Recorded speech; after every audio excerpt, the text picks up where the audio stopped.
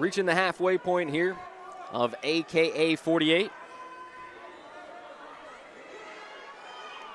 Norman, Walker, we are underway. Close stance, both guys come out feinting. Norman reaches for the left hook, catches air. Rips the right leg and just misses. Byron Walker got to be careful moving straight back on, just bailing backwards. Yeah, especially with an explosive guy like Norman. A lot of feints so far from these two guys. Big low kick, that one thumps. Byron Walker cuts through the quad.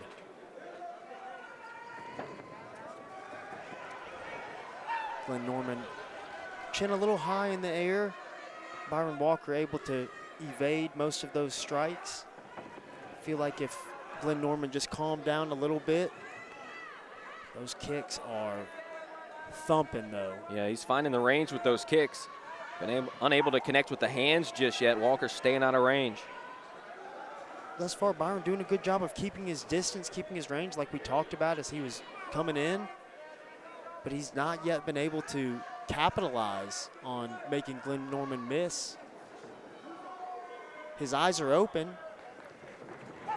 That time, Glen Norman able to just find the chin. And Norman loads up. He explodes, firing that right hand out there. As they exchange, though, Byron Walker able to chip him with a nice hook. Again with the hook, jab to follow, snaps the head back of Glen Norman. Shot to the body. Nice teep to the body.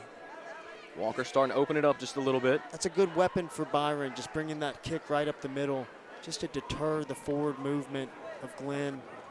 And right there, that one kind of to the hip. It was kind of beautiful targeting there from Byron Walker.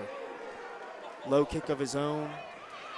He's got to be careful here, though. This is where Norman can get going. Walker's been so good in the center of the cage. Glen Norman looks like he's skipping rocks at the river, throwing these bolos, my Lanta. That'll play. That'll play. And it feels like that's just the one thing that Walker has to avoid. Got to keep his back off the cage. Beautiful kicks, 2 in a row. Cut through the quad of Byron Walker. Norman backing him up once again.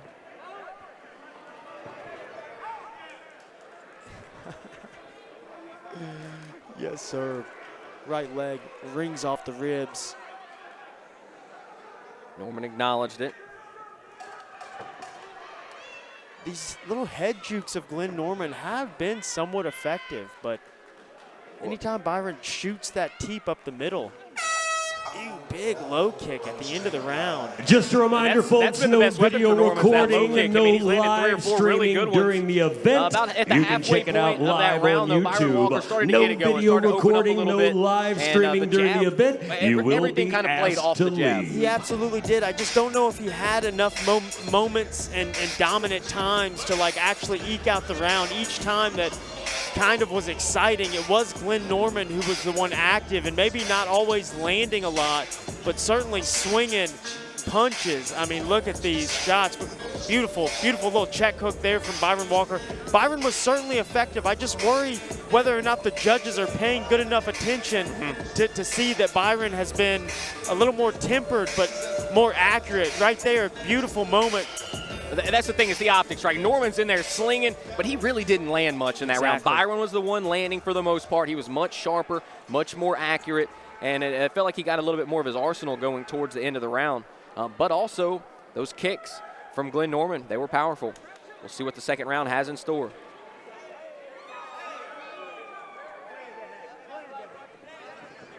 Thanks to jab, sends it, snaps the head back of Glen Norman. 1-2 misses from Glen Norman. Big right leg. Beautiful stuff. That was good. That was a big moment for Glen. Now he's got the back. He's a little high here. He needs to be careful. Doing a decent job of kind of stapling this back leg in position. He's got his right leg posted. You knew Glen Norman was about to wind up some punches, and Byron just just in too much of a hurry there as he tries to turn into Glen. Good work there by Glen Norman, and starting to land some left hands, maybe the biggest shot so far in the fight. Byron needs to get his head off the mat, knee slide here, get his feet back underneath him. Glen doing a decent job here, just riding and controlling. Well, and as a guy that's a kickboxer, you wonder how, effective he's going to be in these situations, but he looks good right now. Kind of stifling each other on the feet, but thus far it appears that Glen Norman has the advantage when it goes to the mat. Color me surprised, to be perfectly honest. Well, Glen's landing some good left hands here, starting to add up in this round. Hammer fist may have caught the back of the head. Halfway in the second round, Byron Walker needs to show a little urgency here, start really working to build up. He's got the cage right there. If he could knee slide, kind of prop his shoulder, he could use it to stand.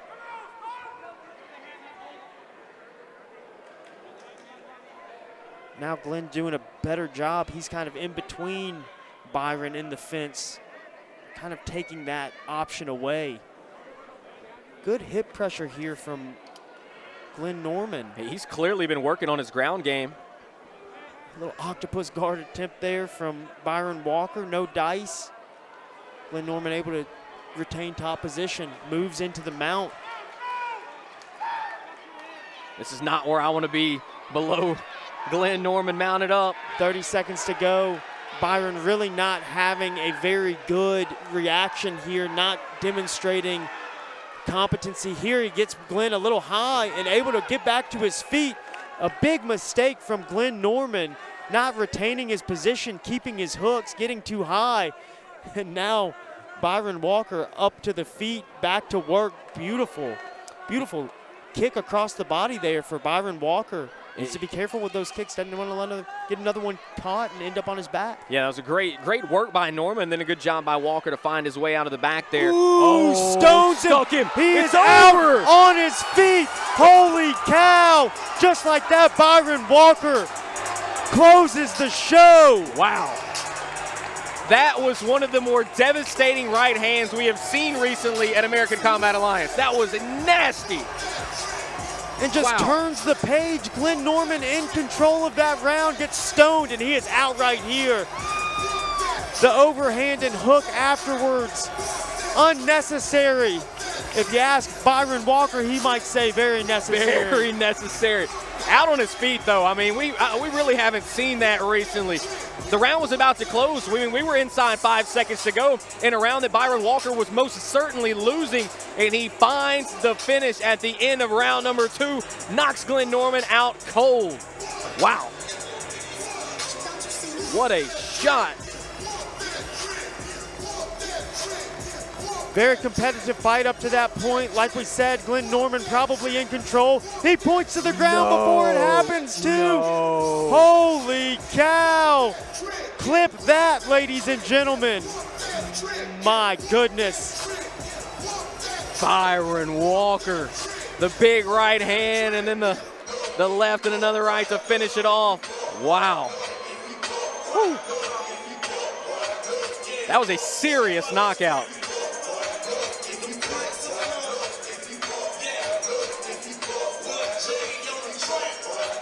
I feel like this is a fitting song, Nuck If You Buck. Ladies and gentlemen, our referee has called a stoppage to the action at 2 minutes, 59 seconds in round number 2, declaring your winner by way of knockout,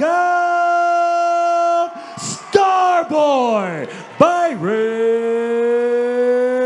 Walker. What a moment for Byron Walker. I mean, think about this. Who knows how round 1 went? Very close round. Judges could have seen it a multitude of ways. He was behind in that round. He was definitely going to lose round 2. There's a chance he would have been going into that third round down 2-0, and then he finds the finish with 5 seconds to go right after Glen Norman points to the center. The point to the ground is crazy. Oh, holy cow. What a moment for. Well, that's one way to get back into the win column. Byron Walker showing he has power too. And, you know, Glen Norman's power a little out of control, but Byron, crisp, technical, took advantage of a mistake there really by Glen Norman and made him pay for it drastically. That was a hammer. That was and if you're Glen Norman, you're in such a good position. You make a mistake, you get too high, Walker slips out the backside, and the fight changes just like that. What's up, AKA fight fans? It is your boy Drew, and I am back with our next winner of the evening here at AKA 48, Mr. Byron Walker. Brother, man, I got to give you some on that. Yes, sir. Because that was a hell of a three-piece. Yes, sir. Tell us a little bit about it, man. Walk us through the fight and where you felt it shift into your favor. First off, shout out to my opponent, man. He was a hell of an opponent. He came out, we watched film on him. He came out even better than that film looked. But like I said, it was a tough fight. He was winning. He won that first round. Second round, he was getting over too. But I noticed his wrestling wasn't as up to par as I thought it would be. And I noticed that he couldn't hold me down. So once I got back up to my feet, I made it a decision, and I was like, okay, now it's time to play ball. And I was like, okay, I got to go on the offense. I can't keep letting him put pressure on me. I can't keep letting him dictate the pace. And that setup combination, we work on that all the time in training. And I heard Coach yell it out, and boom, boom, boom.